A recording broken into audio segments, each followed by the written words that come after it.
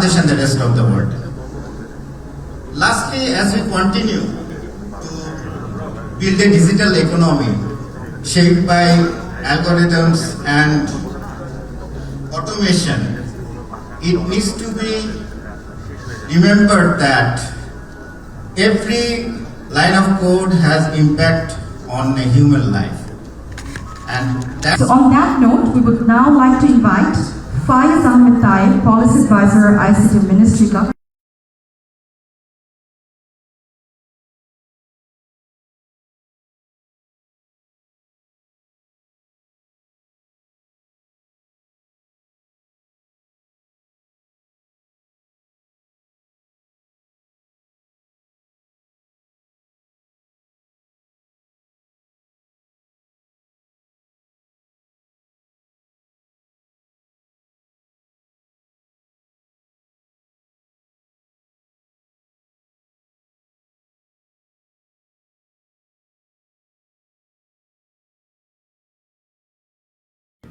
So this is the thing we never talk about, and we try to hide these problems under the carpet.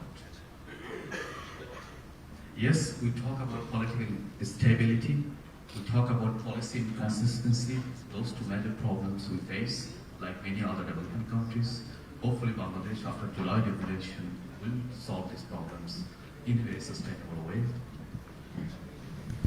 So today I came to show you hope that people show July devolution. After such a revolution, we saw many other countries, their systems, services, institutions get completely disbanded. But in Bangladesh, we have not. We are still standing firm and able to form such an engaging and vibrant international investment summit here in Dhaka after just 6 months of the regime change. And I think together with the people's resilience against climate vulnerability, against political turmoil, this population shows immense amount of opportunity. And these opportunities has to be taken by the innovators. And here we, as policymakers, we have to lay the foundation as much as possible. When it comes to digital transformation, as Mr. Marul has shared in the digital transformation master plan, we have given enough massive focus on upscaling. So this is the one thing. If we can challenge our workforce for skilled, then we will be able to solve the problems and challenges of fourth industrial revolution. And here, data governance has a big role to play when it comes to digital economy. As I said, interoperability is important, the scalability of the systems is a big problem here. So, because we are silent, we are not that much interoperable or limited interoperable. Our scalability is at risk or at challenge. And the last thing is ethical use of internet and data, both for the society and for the organizations. So I will not spend much about the problem statements. We know each other that our digital systems are siloed, and at the same time, the citizen storage, data institute storage are also created in a way, those are also created silos. Like our NID system is not fully integrated. BDRS, Barton Data Registration, is not fully integrated. CRDS is not fully integrated. Not only that, the financial transaction data we get from the market, the CDRs we get from the mobile industry, the transactions we get from the payment gateways, these are not interoperable. So our task is to make this interoperable and lay the foundation so the service gets most benefit out of it. When it comes to payment system, we also have a number of silos.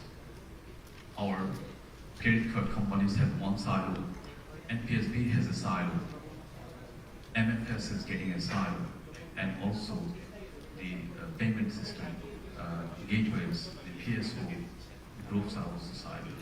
So these are also silos that are blocking the immense amount of opportunities. So we have to unlock these opportunities. I will spend a little bit on this.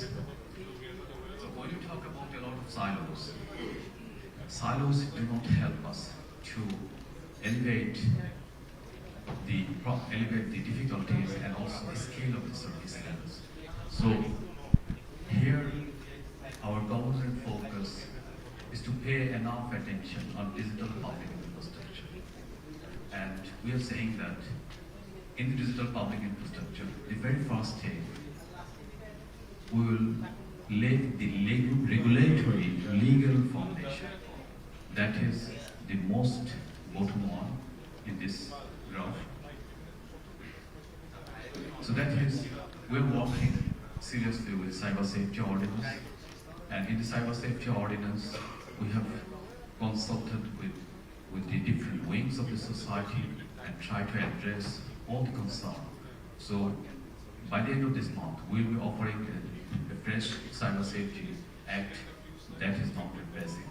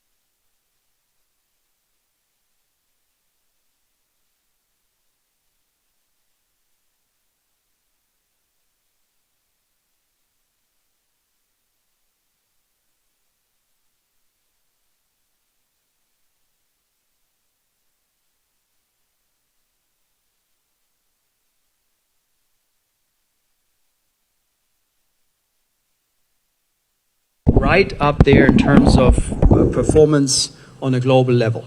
We recently did a deal in an RMG factory, and the global industry specialist, who was Finnish, pointed out that the factory that was being constructed was one of the top 3 factories that he had seen in the world, not only in Asia, in the world.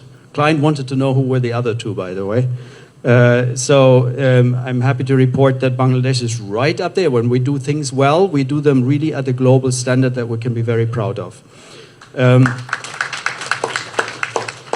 It's of course a journey, because it's kind of a moving target, right? Because all these standards keep getting better and better around the world. And so there I'm also happy to report that our clients are very happy to learn and to apply best practice from wherever it may come. Last word I just want to say about governance. When we have failed investments, and we have some, every year some investments fail, it's always governance at the core. So that's just very important, very sobering. By the way, when Lehman Brothers failed, governance was the issue, right? There was not a single banker on the board of directors, just to give you one example. And in our country here, governance extends into family governance. That's something we're really working on with our clients. We have a whole practice on family governance, because most companies here are family owned. Thank you.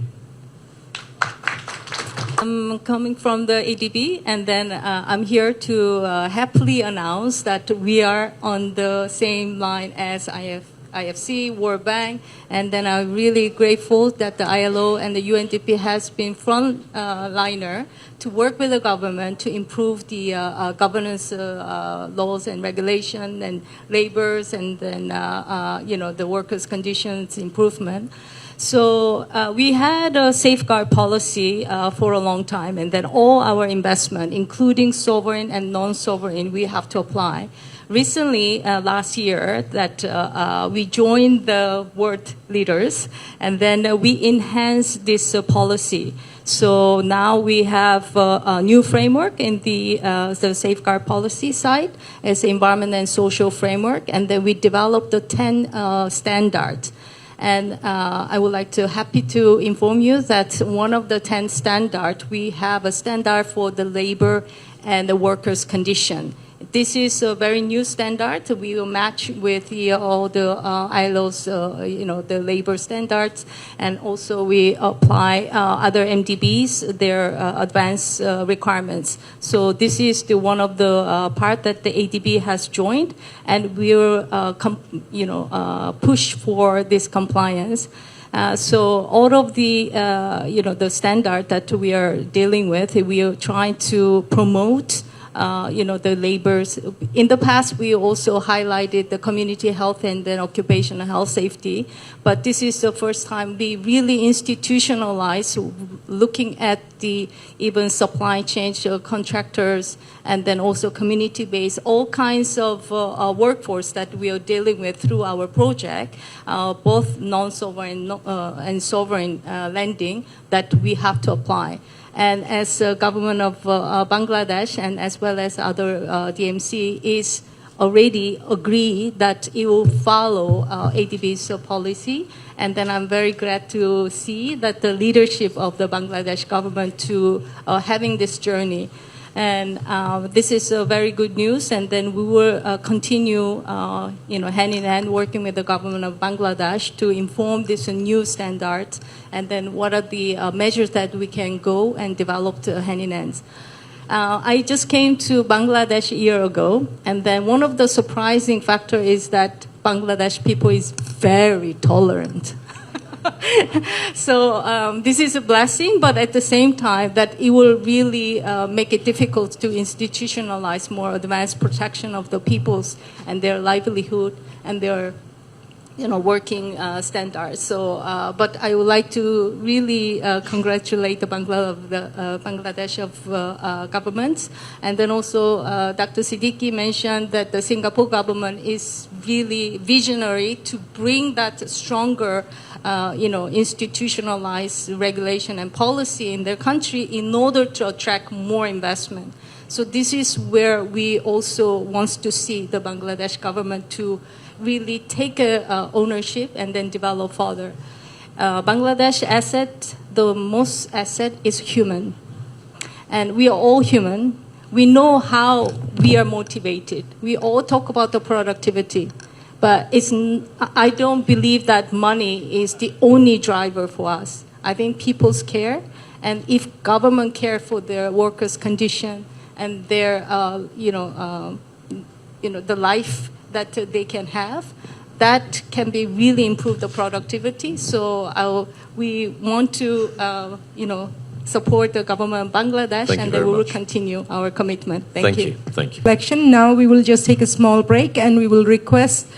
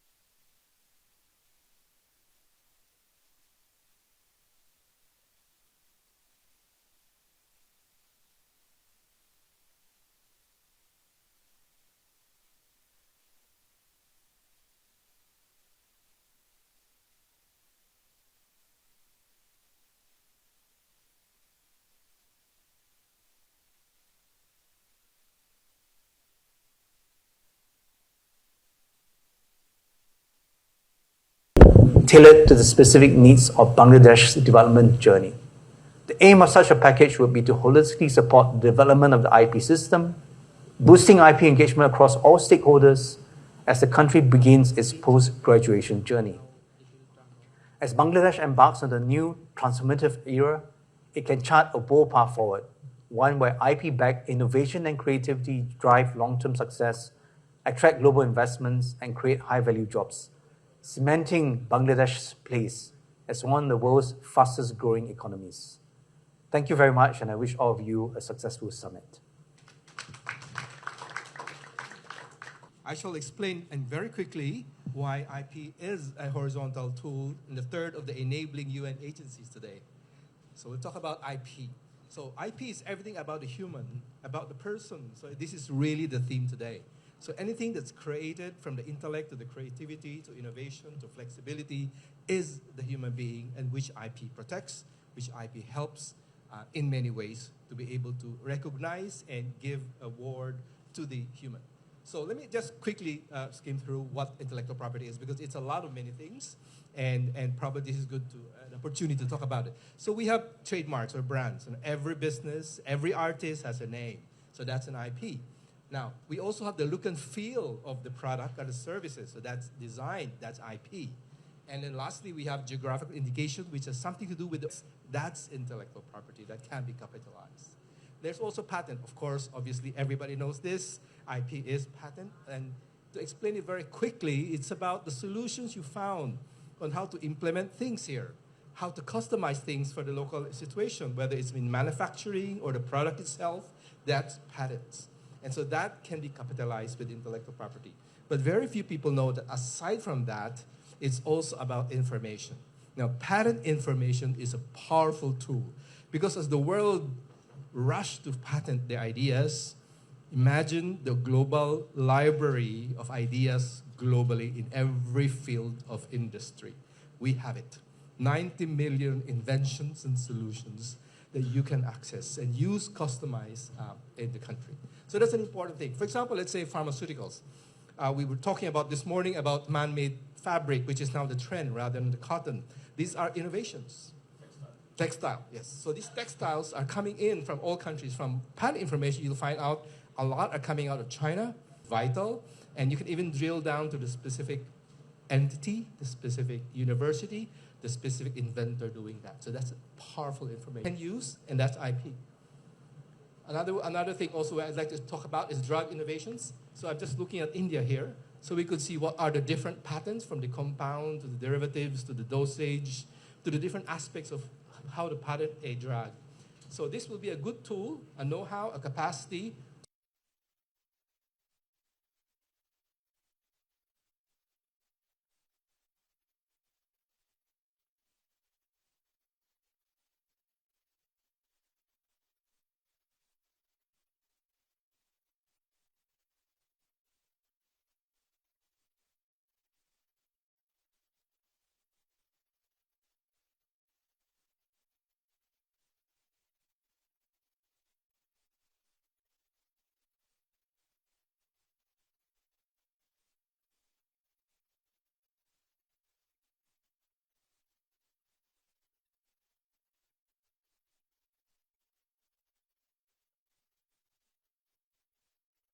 can reduce in order to make our enterprises sustainable. 90% of our enterprises are SMEs. So in order to do that, number one. Number two, in Bangladesh, we have one of the best possible rules, regulations, and etc., etc., and one of the worst possible enforcement ecosystem and mechanism. So we have to address this particular issue as to how to enforce the existing laws, rules, regulation, and also up to date and update time to time. Number two. Number three, the capacity building of the government agencies, particularly in connection with this particular issue, I would say capacity building of the Ministry of Labor and Employment. Luciba, if you remember, in one of your first meetings at the Ministry of Labor and Employment in the month of August last year, I mentioned that the Ministry of Labor and Employment must... I must say this is indeed a very timely and effective initiative. And today's rapidly evolving global landscape is not the Bangladesh alone is going, but we are connected the whole world. And our members are coming from 35 countries, and they are carrying a lot of best practices, and that is they're trying to implement. Especially RBC and is their core agenda. And I like to thank ILO for involving FICCI as a partner for this journey. And we are also like such conversation, especially I didn't address anyone for saving time, but all the dignitaries here has mentioned very pertinent points, which is important for post-LDC, because we have not enough time, how we are actually addressing the vulnerabilities index that we can overcome those effectively, and also International Labour Organization on the shared mission, both natural and necessary state, and we together believe that we can achieve this important goal by aligning our effective, following the right target and working collaboratively. We can turn vision into the action, and definitely we will have enough time since we are getting together as a partner. Also ILO declaration and the other things which need to be in action, and we have also discussed sometime our chief guest about that. But FICCI is completely committed to work together to make the compliance at the ground. Thank you. Thank you. On the cusp of transformative change. So trade liberalization has been instrumental in propelling our export sectors, notably the ready-made garments industry, which accounts for over 80% of our export earnings.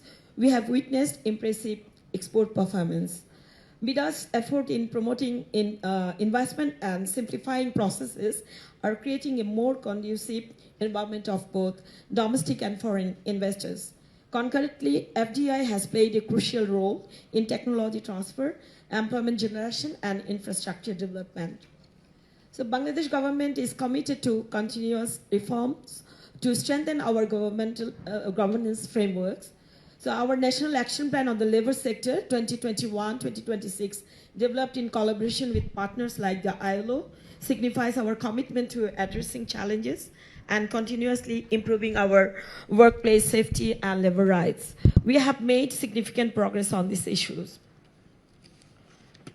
So Ministry of Commerce works closely with the Ministry of Labor and Employment and the Ministry of Environment and other relevant bodies alongside our local agencies and international partners like the ILO and UNDP to foster an ecosystem where business thrive and workers prosper. Initiatives focused on skill development are also crucial to prepare our workforce for the evolving demands of the global market and facilitate our move up the value chain. So as we navigate the transition beyond LDC status, our competitiveness must increasingly rely on productivity, innovation, skills, and compliance, rather than solely on preferential market access. This roundtable provides a valuable platform to explore how we can collectively strengthen the positive links between trade, investment, governance, and the RBC to ensure this transition is smooth, sustainable, and leads to more and better jobs for the people of Bangladesh. The Ministry of Commerce remains committed to formulating trade policies that promote sustainable development, negotiating trade agreements that uphold our values, and facilitating trade in a manner that is efficient, transparent, and responsible. Achieving this requires a concerted effort, and I'm pleased that our government is working hand in hand with our valued international trade and development partners, including those present today like the ILO and UNDP, towards this shared objective. I'm confident that insights shared today will contribute significantly to our collective efforts in building a prosperous, inclusive, and resilient Bangladesh. Thank you so much. And I work for the Swedish Embassy and represent the Team Europe Initiative for Decent Work, who have the honor to work together with the ILO and the EU. Because to create a change, you need innovation, and you need innovation in terms of new partnerships, but you also need new innovation in terms of new technology and new policies to support those technologies. And as Sweden and as Europe, we know that there are real business opportunities to be gained in improving the competitiveness in terms of sustainability. But we also know that there is no prosperous growth without decent working opportunities. So this becomes especially apparent with the LDC graduation. And as a European partner country, we see that we need to do less with more with the global trends that sort of forces us to focus more on the nearby area and the security of Europe. So it's especially important to channel the funds in innovative ways, and to make sure that trade and the funds from trade are channeled in a responsible way that is inclusive for all. Thanks. আজকের যে সেশনটা এটা আমাদের Bangladesh investment সামিটের চতুর্থ দিনের digital economy সংক্রান্ত যে session, এবং সেখানে ফলো আপ সেশনগুলো এখন আলোচিত হচ্ছে। এখানে বাংলাদেশে বিনিয়োগকারী প্রতিটি বড় বড় কোম্পানির প্রতিনিধি আছেন, এবং একই সাথে এখানে আছেন সম্ভাব্য বিনিয়োগকারী। এখানে গ্রামীণ ফোনের এশিয়া প্যাসিফিকের প্রধান আছেন, উবারের এশিয়া প্যাসিফিক প্রধান আছেন, বিভিন্ন কোম্পানির ডিরেক্টর আছেন, এবং একই সাথে এখানে সম্ভাব্য নতুন অনেকগুলো বিনিয়োগকারী আসছেন। তো যখনই ডিজিটাল ইকোনমির কথা বলা হয় তখন দুটো জিনিসের কথা বলা হয়। একটা হচ্ছে পলিসি কনসিস্টেন্সি অথবা পলিসি ইনকনসিস্টেন্সি, অর্থাৎ নীতির যে ধারাবাহিকতা। তো আমরা তাদেরকে আশ্বাস দিয়েছি, এবং উন্মুক্ত নীতি, ব্যবসা বান্ধব নীতি। তো আমরা তাদেরকে সকালে আমাদের যে কি সেশন আছে সেটা পলিসি মেকারদের লেন্স থেকে ডিজিটাল ইকোনমিক একটা ভিউ আমরা রিপ্রেজেন্ট করেছি। আমরা সেখানে দেখিয়েছি যে বাংলাদেশের ডিজিটাল সার্ভিসগুলোকে এনাবল করার জন্য যে আমাদের আইনি যেই প্রতিবন্ধকতা রয়েছে। আপনি জানেন যে সাবেক সরকার প্রায় 15 বছর ধরে কাজ করেছে, কিন্তু cyber safety ordinance, personal data protection ordinance কিংবা এআই পলিসি কোনোটাই ডেলিভার করে যেতে পারেনি। একটা মাত্র আইন এসেছে, সেটার মধ্যে অনেক অভিযোগ এসেছে, বিনিয়োগকারীদের পক্ষ থেকে অনেক অভিযোগ আছে। তো এই প্রত্যেকটা অভিযোগ আমরা আমলে নিয়েছি। আমলে নিয়ে আমরা তাদেরকে, বিনিয়োগকারীদেরকে এই বার্তাটা দেওয়ার চেষ্টা করেছি যে Bangladesh is open for business, এবং Bangladesh offers enough attraction to investment. এবং সেটা হচ্ছে যে আমরা বলেছি যে ডেটা স্থানীয়করণের যে বিষয়টা, আগের সরকার যে বাধাগুলো তৈরি করেছে, সেই বাধাগুলো বাংলাদেশের ডেটা সভরেন্টিটা রেখে যতটা সম্ভব আমরা উন্মুক্ত করে দেব, এবং ডেটার উপর আমাদের অধিকার এবং বিশ্বে ডেটার যে ব্যবহার, অর্থাৎ ক্রস বর্ডার যে ডেটা ফ্লো বা ডেটা ট্রানজ্যাকশন, এই জিনিসটার উপর আমরা যথাসম্ভব বাধা উঠিয়ে দিব। বাধা উঠিয়ে দিলে বিনিয়োগকারীদের প্রধানতম যে কনসার্নটা, যে আপত্তির জায়গাটা, সব ডেটা দেশের ভিতরে রাখার, এটা বর্তমান বৈশ্বিক প্রেক্ষাপটে আসলে যায় না। তো সেজন্য আমরা তাদেরকে পর্যাপ্ত আশ্বাস দেওয়ার চেষ্টা করেছি যে এই ঘটনাটা আমরা এখন যে পার্সোনাল ডেটা প্রোটেকশন অ্যাক্ট করছি, এটার মাধ্যমে আমরা এর সমাধান করে দিব। তারপরে তারা আসলে শুধুমাত্র রাষ্ট্রীয় গোপনীয় যে ডেটাটা বা ব্যক্তিগত গোপনীয় যে ডেটাগুলো, সেই ডেটাগুলো আমরা দেশের ভিতরে রাখবো, আর বাকি যে ডেটাটা সেটা প্রায় মূল ডেটার 75% থেকে 75 থেকে 80% এই ডেটাটা আসলে ক্রস বর্ডার ফ্লো করতে পারবে।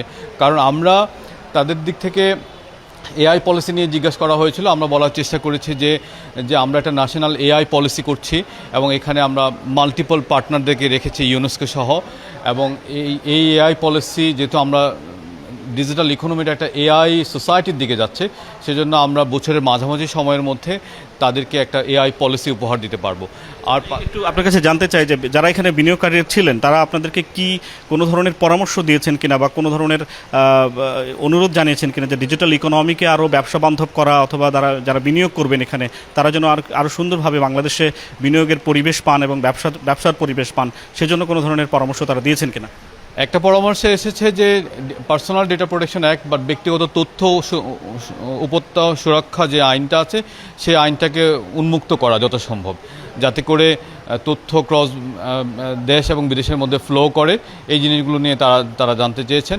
আরেকটা জিনিস চেয়েছেন প্ল্যাটফর্ম লায়াবিলিটি, যে প্রযুক্তি প্রতিষ্ঠানগুলোর যে বাধ্যবাধকতা, এই বিষয়গুলো নিয়ে কিছুটা শিথিল এবং আন্তর্জাতিক মানসম্পন্ন করার চেষ্টা করছি। তো এই চেষ্টাটা কিন্তু আমাদের আছে আগে থেকেই।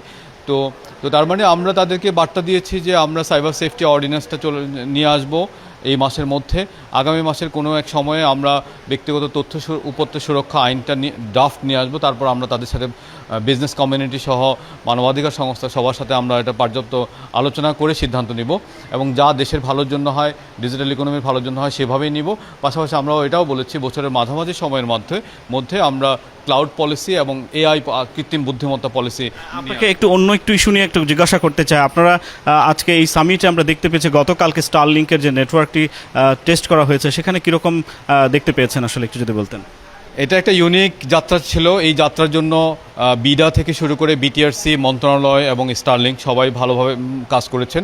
এখানে একটা পরীক্ষামূলক সম্প্রচার ব্যবস্থা ছিল। আমরা দেখেছি গতকাল 173 থেকে 200 Mbps স্পিড উঠেছে, যদিও অনেক ব্যবহারকারী ছিল, তার মধ্যেও আমরা খুব ভালো একটা এক্সপিরিয়েন্স পেয়েছি। যারা এটা নিয়ে কথা বলেছেন তারা উচ্ছ্বসিত ছিলেন, দে আর রিয়েলি এক্সাইটেড। আপনার কি মনে হয় এবারে যে সম্মেলনটি ঐতিহাসিক সম্মেলন বলছেন অনেকেই, বিশিষ্ট জনেরা বলছেন এবং যারা অর্থনীতিবিদ তারাও বলছেন, আপনার কাছে কি মনে হয় এবারের সম্মেলনটি আসলে বিনিয়োগ বান্ধব হবে কিনা? আমরা যতটা সাড়া পেয়েছি ইতিমধ্যেই সম্মেলনটা বিনিয়োগ বান্ধব হয়ে গেছে। বাংলাদেশের ইতিহাসে এতটা সফল আন্তর্জাতিক বিনিয়োগ সম্মেলন কখনো হয়েছে বলে আমি মনে করি না। আর এখানে একটা বিষয় যে আমরা যে কমিটমেন্টগুলো পাচ্ছি, অর্থাৎ যে প্রতিশ্রুতিগুলো পাচ্ছি, এই প্রতিশ্রুতিগুলো কিন্তু একসাথে একই দিনক্ষণে ম্যাটেরিয়ালাইজ হয়ে যাবে না। তো সুতরাং আমরা দেখব যে আমরা তাদের সাথে কন্টিনিউয়াস ফলো আপ করবো, তাদেরকে পলিসি সাপোর্ট দেবো এবং ফান্ডগুলো ধীরে ধীরে রিলিজ হতে থাকবে। এবং সবচেয়ে গুরুত্বপূর্ণ যে জিনিসটা, আগে যেটা হতো যে মন্ত্রী মিনিস্টাররা এখানে আসতেন, কথা বলে চলে যেতেন, আমরা তাদেরকে শোনার চেষ্টা করেছি। আমরা প্রথম 2 দিনে আমাদের স্টার্টআপ ইকোসিস্টেমে যারা আছে তাদের কথা শোনার চেষ্টা করেছি যে তাদের দাবি দেওয়া কী। গতকাল আমরা অনেক বৈশ্বিক সব ধরনের গ্লোবাল পার্টনারদেরকে সামনে রেখে আমরা তাদেরকে প্রতিশ্রুতি দিয়েছি, এবং দিনের দ্বিতীয় অংশে আমরা তাদের সাথে বিভিন্ন স্পিড মিটিং করেছি, যে আসলে তাদের সাথে বোঝার চেষ্টা করেছি।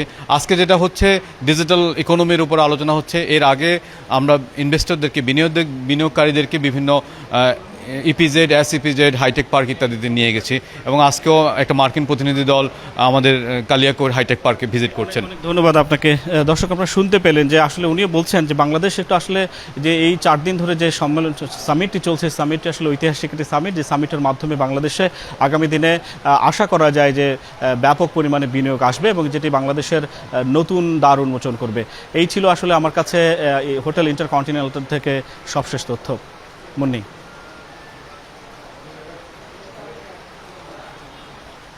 বস, এবার একটু ইন্টারভিউ দিয়ে আজকে যে সেশনটি অনুষ্ঠিত হয়েছে ডিজিটাল অর্থনীতির জন্য আমি এই ইকোনমিক কী বিষয়কে ফোকাস করা হয়েছে, আপনারা কিন্তু বিষয়গুলো জোর দিচ্ছেন এবং বাংলাদেশের বিনিয়োগকারীরা যেন আরও সুন্দরভাবে ব্যবসা করতে পারে।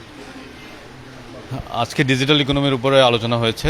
আমরা সরকারের দিক থেকে সরকারের দৃষ্টিভঙ্গিগুলো তাদেরকে তুলে ধরেছি, এবং তারা পরবর্তী সেশনগুলোতে তাদের বিষয়াশয়গুলো সামনে নিয়ে এসেছে, পরামর্শগুলো সামনে নিয়ে এসেছে। তো আমরা আমাদের দিক থেকে বলেছি যে আমরা এমন একটা নীতিমালা তৈরি করছি, যে নীতিমালার আলোকে মন্ত্রণালয়গুলোর যে ডেটাবেজ আছে বা মন্ত্রণালয়গুলোর মধ্যে যে সফটওয়্যারগুলো আছে বা সেবাগুলো আছে, এই সেবাগুলোকে আমরা ইন্টারঅপারেবল করব, অর্থাৎ পরস্পর সংযুক্ত করব, যাতে এক মন্ত্রণালয় থেকে আরেক মন্ত্রণালয়ে ডেটা যেতে পারে।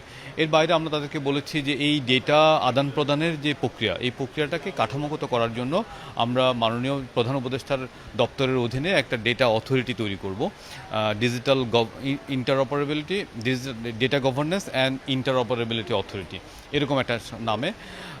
এই অথরিটি যেটা করবে যে যেটা সোর্স থেকে উৎস থেকে গন্তব্যে যেভাবে আদান প্রদান হবে তার নিরাপত্তা, তার সাইবার সিকিউরিটি, তার বিভিন্ন ধরনের সক্ষমতা, এই রেগুলেশনগুলো করবে আর কি। তো আমার মনে হয় এটা তারা খুব পজিটিভলি নিয়েছে। তো এর বাইরে তাদের দিক থেকে দুটো দাবি ছিল, দুটো পরামর্শ ছিল।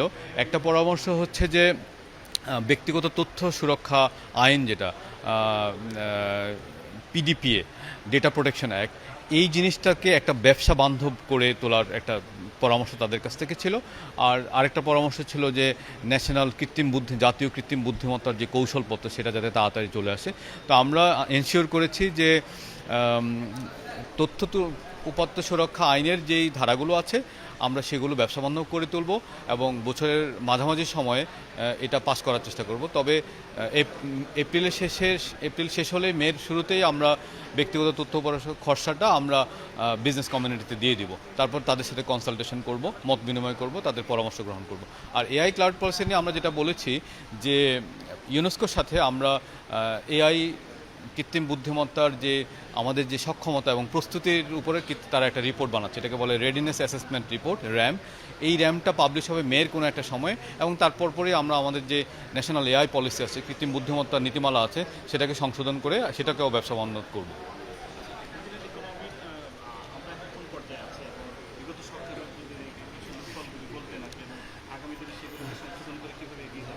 ডিজিটাল ইকোনমির যে জার্নিটা বা ডিজিটাল ট্রান্সফরমেশন বা রূপান্তরের যে এটা একটা কন্টিনিউয়াস জার্নি। তো এখন এই জার্নিটা আরও ভালো হতে পারতো যদি আগের সরকার এই জার্নিটাকে মানে আন্তর্জাতিক মানে করতো আর কি। তারা আন্তর্জাতিক মানে না করে যেটা করেছে, প্রত্যেকটা মন্ত্রণালয়ের জন্য আলাদা আলাদা ডিজিটাল সিস্টেমস অ্যান্ড সার্ভিসেস করেছে, যে কারণে আজকে সেগুলোই আসলে ডিজিটাল সার্ভিস এনামলমেন্টে বাধা। তো আমরা বলেছি যে আমরা এখানে ইন্টারঅপারেটর আন্তঃসংযোগ তৈরি করব, এখানে কিছু সিকিউরিটি মেজার নিব। আপনি জানেন যে বাংলাদেশের মানুষের সব ধরনের ব্যক্তিগত গোপনীয় তথ্য অনলাইনে ডার্ক ওয়েবে পাওয়া যায়। তো এখান থেকে সরে কিভাবে আসা যায়, একই সাথে ডিজিটাল ইকোনমির জন্য পর্যাপ্ত অপরচুনিটি তৈরি করা, সম্ভাবনা তৈরি করা এবং একই সাথে নাগরিকের গোপনীয়তা রক্ষা করা, এই দুটার মধ্যে আমরা ব্যালেন্স করব।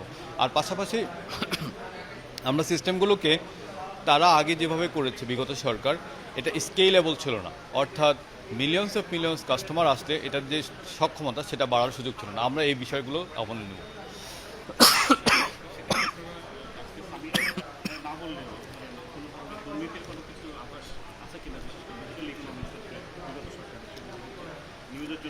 যে আজকের বিষয় সেটা না, কিন্তু তারপর আমরা তো বিভিন্ন তদন্ত করেছি, তদন্তে দুর্নীতির বিষয়গুলো উঠে এসেছে। বাংলাদেশের জনপরিসরে আইসিটি এবং টেলিকম দুর্নীতির একটা ক্ষেত্র বলে বিবেচিত। তো অনেক ধরনের অনিয়ম এখানে হয়েছে। এই অনিয়মগুলোকে প্রাতিষ্ঠানিকভাবে তদন্ত করার জন্য আমরা আইসিটিতে একটা শ্বেতপত্র করেছি। আগামী কয়েকদিনের মধ্যে আমরা ডাক ও টেলিযোগাযোগ বিভাগে আরেকটা শ্বেতপত্র করব। এই শ্বেতপত্রগুলোতে আমরা প্রফেসর রেখেছি, ইকোনমিস্ট রেখেছি, লয়ার রেখেছি এবং সাবজেক্ট ম্যাটার এক্সপার্ট অর্থাৎ তথ্য প্রযুক্তি বিশেষজ্ঞ এবং টেলিকম এক্সপার্ট রেখেছি।